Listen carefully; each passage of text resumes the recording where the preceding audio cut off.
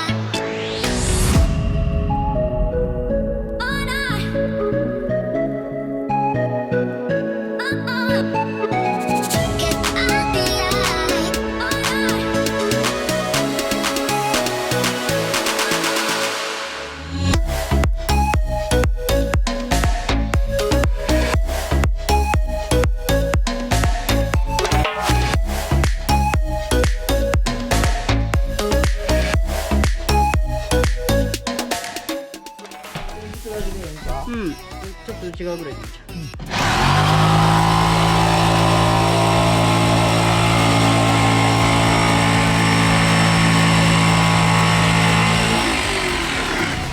ちょっと待ってよ。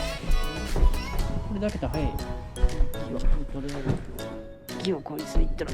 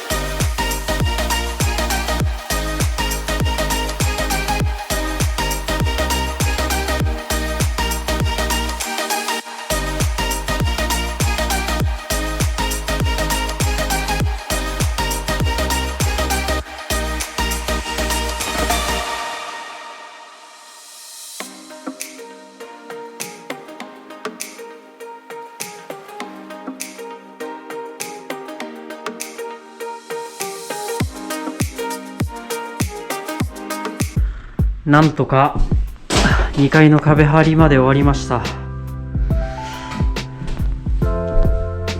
うまくいった場所といかなかった場所、横で貼ってみたりとか、隙間がね結構できてしまったり、ことがひどいです。5ミリぐらいがついてしまったり、天井の部分見えてしまったり、もうパテでなんとか埋めてみたいと思います。あと窓際のこの部分とかはちょっとモールとかを使ってうまく隠せないかちょっと考えてみたいと思います。あと下は前々から言ってた蓋をするのでちょっと残してます。あとこちらですね、綺麗、パッと見はかなり綺麗に仕上がってるんですけど、やっぱり倉庫っぽさは出てしまってますね。仕方ないのかなと。こういう部分を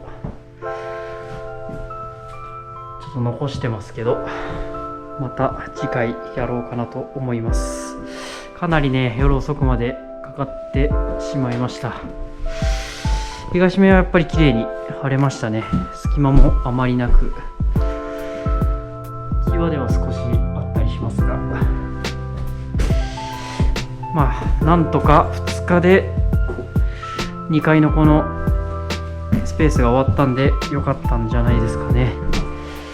次回ね、細かいところやって下1階に進めたらなと思います。あと1階の階段の天井も少しだけ張りました。結構適当ですね。今日はこの辺りで終わりたいと思います。ご視聴ありがとうございました。この動画が良ければグッドボタンとチャンネル登録をよろしくお願いします。ありがとうございました。